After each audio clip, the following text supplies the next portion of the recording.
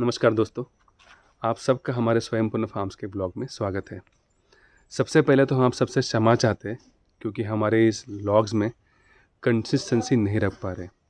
हमें आप सबके शुभकामनाओं की बहुत ज़रूरत है ताकि हम इसमें कंसिस्टेंट रह सकें। तो आप सब ने हमारे पिछले वीडियो में देखा ही होगा कि हमने फाइनली हमारी एग्रीकल्चर लैंड परचेस कर ली। एग्रीकल्चर लैंड जो हमने परचेस की है उस वीडियो में आपने देखा ही होगा कि जो हमने ज़मीन बाई की है, एक पहाड़ जैसी ज़मीन है। एक छोटा सा पहाड़ जो हमने खरीद लिया है और ये हमने खरीदा है कांगवली नाम के गांव में, जो मानगांव डिस्ट्रिक्ट रायगढ़ ज़िले में आता है। तो ये जो लैंड की ट्रांजैक्शंस थी, ये हमने 11 अप्रैल को क्लोज़ की। और 11 अप्रैल को क्लोज़ करने के बाद जो हमारे पास टाइम बचा था हमारे लैंड को लेवल करने का, वो सिर्फ 1.5 महीना था।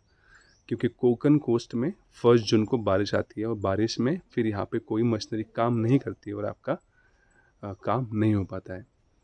तो हमें लैंड लेवलिंग का काम करना बहुत ज़रूरी था ताकि अगर हमें लैंड लेवल करते तो हमारा घर का कंस्ट्रक्शन स्टार्ट कर सकते थे और एग्रीकल्चर की एक्टिविटी करने के लिए कुछ हिस्सा तैयार कर सकते थे। तो हमारा पहला एक्टिविटी था हमारे जो हमने एग्रीकल्चर लैंड ली थी उसको लेवलिंग करना। तो हमारी लैंड की जो लेवलिंग करनी थी, इसके बारे में हमें ज़्यादा जानकारी नहीं थी। इस गांव में हम कम्प्लीटली नए थे तो हमारी ज़्यादा लोगों से पहचान भी नहीं थी और कुछ आइडिया नहीं थे किसको अप्रोच करें, कैसे काम करवा के लिए क्या करें।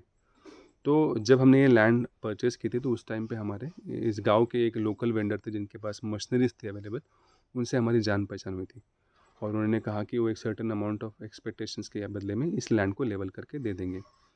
तो जब हमने उनको एक काम दिया तो हमने हमारी कुछ एक्सपेक्टेशंस थी जो हमने उनको बता दी थी कि हमें इस लैंड पे 3 लेवल चाहिए, जहाँ पे एक हिस्से में हमारा घर होगा और कुछ हम गार्डनिंग कर सकते हैं, कुछ स्मॉल वेजिटेबल्स ग्रो कर सकते हैं। एक सेकेंड लेवल चाहिए और एक थर्ड लेवल चाहिए।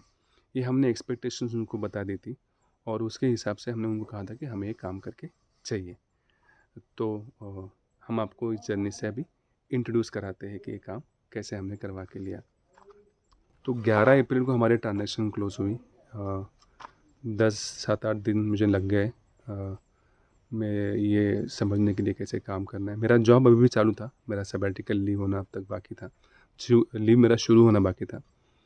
तो जिस वेंडर से जब बात हुई थी तो मैंने उनको कहा था कि मैं एक स्पेसिफिक डेट पे यहाँ पे आऊँगा और उसके बाद फिर हम उस दिन काम करना शुरू कर देंगे। 25 या 26 अप्रैल होगा वो दिन। मैं घर से सुबह बहुत जल्दी निकल गया था, मतलब बिना नाश्ता वाश्ता किए खाली नहा के निकल गया और यहाँ पे मैं डॉट 9 बजे पहुँच गया। जब मैं यहाँ पे पहुँचा तो मेरा एक्सपेक्टेशंस था कि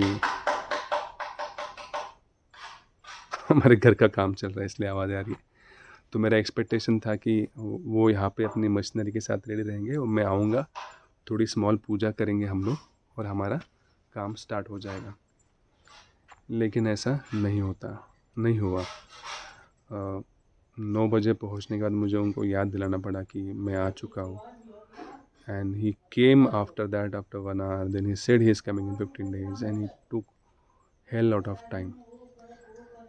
जब हम कॉर्पोरेट्स में काम करते हैं तो आप जब किसी को कुछ काम बताते हैं तो आप टाइमलाइन बोलते हैं कि मुझे इस टाइमलाइन में काम करके चाहिए, और जब वो नहीं होता है तब आप मतलब यू गेट वेरी फ्रस्ट्रेटेड।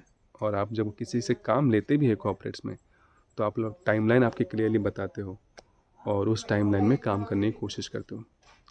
लेकिन ये जो दुनिया थी जो कॉर्पोरेट्स के बाहर थी, जहाँ पे कोई रूल्स रेगुलेशन नहीं होते, जहाँ पे कोई टैट फॉलो नहीं करता है, ये बहुत ही अजीब थी। और मुझे इसका एक्सपीरियंस ये डे 1 से मेरे फार्म पे जब मैंने काम करना स्टार्ट किया आने लग गया था। बहुत ज़्यादा फ्रस्ट्रेशन आया था क्योंकि जो मशीनरी थी वो आनी चाहिए थी 9 बजे, वो आई 1 बजे और मैंने तब तक सुबह से लेके 1 बजे तक कुछ भी खाया पिया नहीं था। तो मेरा फ्रस्ट्रेशन लेवल जो था वो एकदम टॉप नॉच पे था। ये जो एग्रीकल्चर लैंड थी जिनसे हमने ली थी, वो भी इसको डेवलप करना चाहते थे। तो जब अब हमारे लैंड का जो लास्ट वीडियो आपने देखा होगा तो आपने देखा होगा कि इस लैंड के दोनों तरफ बहुत सारे फॉरेस्ट एरिया है, मतलब फॉरेस्ट काइंड ऑफ जंगल है यहाँ पे। तो जिनसे हमने लैंड ली थी उन्होंने इस लैंड के जितने भी ट्रीज थे उसको कट कर दिया था। तो जेसीबी का काम स्टार्ट करने से पहले ये बहुत ज़रूरी था कि सारे जो कट ट्री के ब्रांचेस थे या वुड था वो सारा उठा के हमें साइड में रखना था।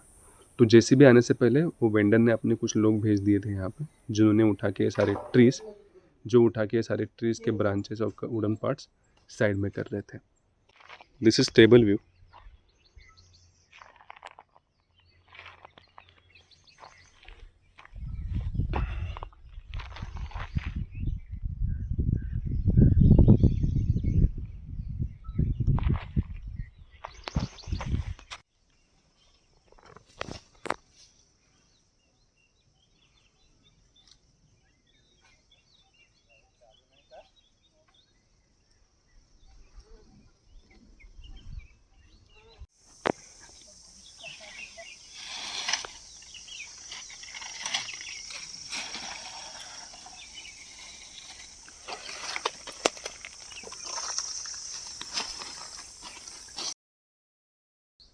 So here I am waiting for the JCB to come to our farm and start doing the leveling.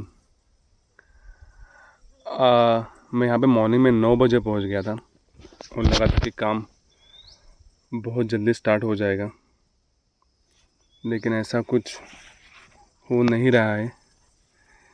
Because जो जेसीबी है जिसको यहाँ पे आना है इस पहाड़ के ऊपर, उसको रास्ता ही नहीं मिल रहा है। So now he has gone to go and get the road made first to come on this farm, and then they will start the work. Till that time, just keep waiting in this hot sun.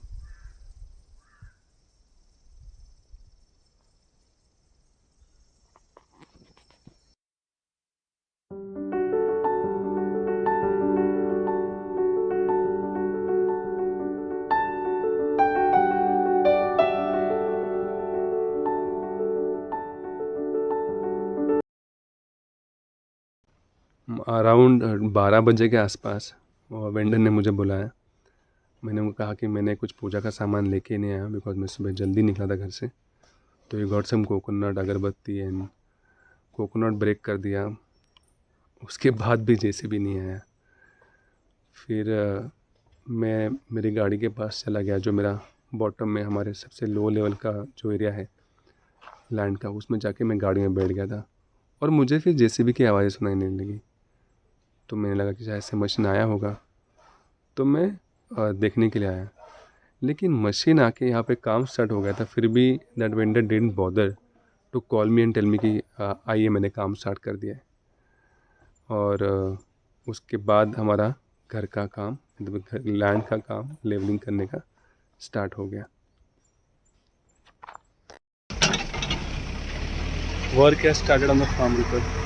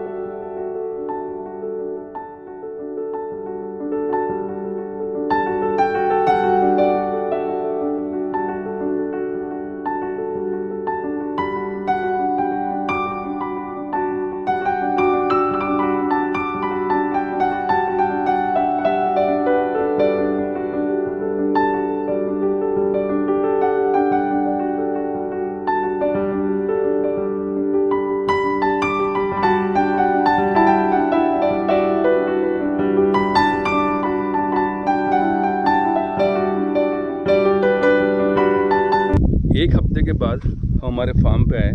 जब vendor ने जिसने land levelling का काम start किया था उसने कहा कि मेरा काम ख़त्म हो चुका है और आप आके देख सकते हैं। तो हम देखने आए और हम कम्प्लीटली शॉक हो गए या कह सकते हैं, या फिर हम लोग को जो काम हुआ था वो हमारे एक्सपेक्टेशन के हिसाब से नहीं हुआ था। जबकि हमें चाहिए था 3 लेवल्स ऑफ लैंड, एक घर के लिए, एक एक्टिविटीज़ के लिए और एग्रीकल्चर पर्पस के लिए। जबकि वहाँ पे 9 डिफरेंट लेवल्स बन चुके थे और ये हमें ठीक नहीं लगा। तो हमने कुछ हमारे रिकमेंडेशंस दिए उनको कि आपको क्या क्या करना चाहिए जिससे लैंड और फ्लैट हो जाए, लेकिन वो एज़ पर एक्सपेक्टेशंस नहीं था। अब ये एक्सपेक्टेशंस के एज़ पर एक्सपेक्टेशंस क्यों नहीं था, उसके कुछ रीज़न्स थे और हमारी उसमें मिस्टेक्स थी। वो मिस्टेक्स क्या थी? जैसे कि इस वीडियो के स्टार्ट में मैंने बताया, हमें लैंड लेवलिंग की एक्टिविटी का कोई एक्सपीरियंस नहीं था। तो हमारी मिस्टेक नंबर 1 थी, जब हमने किसी को कॉन्ट्रैक्ट दिया तो हमने सबसे पहली इम्पोर्टेंट चीज़ जो होती है वो होती है रिसर्च करना। हमें यहाँ मार्केट में घूमना चाहिए था, छानबीन करनी चाहिए थी, लोगों से मिलना चाहिए था, पूछना चाहिए था कि ये वर्क कैसे होता है, कौन से लोग हैं जो ये काम करते हैं, जो हमने नहीं किया। जो रिसर्च जो सबसे बड़ा इम्पोर्टेंट चीज़ था वो हमने नहीं किया। उसका एक रीज़न ये भी था क्योंकि मेरा जॉब तभी कंटिन्यू चला था और मुझे काम स्टार्ट कराने का बहुत ही ज़रूरी था। So the first mistake was very grave one. We didn't do a proper or enough amount of research. दूसरी गलती थी, जब वेंडर शॉर्टलिस्ट किया था तो ये बहुत ज़रूरी था वेंडर से बात करके चेक करना कि उसको इस पर्टिकुलर एक्टिविटी में एक्सपीरियंस है, और अगर वो एक्सपीरियंस उसने कहा है तो आपको ये इम्पोर्टेंट था कि आप जाके उसकी कोई साइट चेक कर लो जहाँ पे उसने ऐसा कोई काम किया हुआ हो, जो हमने नहीं किया। एंड थर्ड और सबसे इम्पोर्टेंट मिस्टेक जो हमने की वो ये थी कि जब भी आप कोई आपके साइट पे या लैंड पे या घर पे कोई काम देते हैं और आपकी कोई एक्सपेक्टेशन एक्स है, ओके, तो उस टाइम पे आपका ये बहुत ज़रूरी है, आपका यहाँ पे उपस्थित होना, मतलब यहाँ पे रह के आपके आँखों के सामने वो काम करवा कर लेना बहुत ज़रूरी होता है। अगर आप वहाँ पे नहीं होते हो तो जिसको काम करना है वो अपने मर्ज़ी से, मतलब अपने मन से, अपने दिमाग से काम करके उसको फिनिश करके चले जाएंगे और उसके बाद के जो रिज़ल्ट्स होंगे वो आपको ठीक नहीं लगेंगे।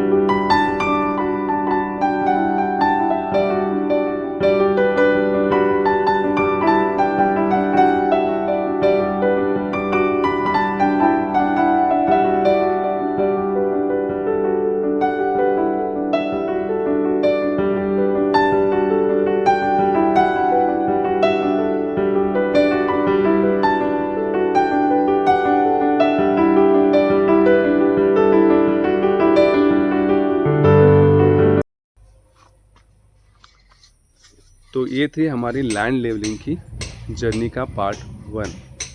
अभी आप सुन रहे होंगे, मैं अभी भी 3rd टाइम ये लेवलिंग का काम करवा के ले रहा हूँ। So guys, keep supporting us, please like, share and subscribe like our videos, share with your friends and families, and please subscribe to our channel. Thank you very much.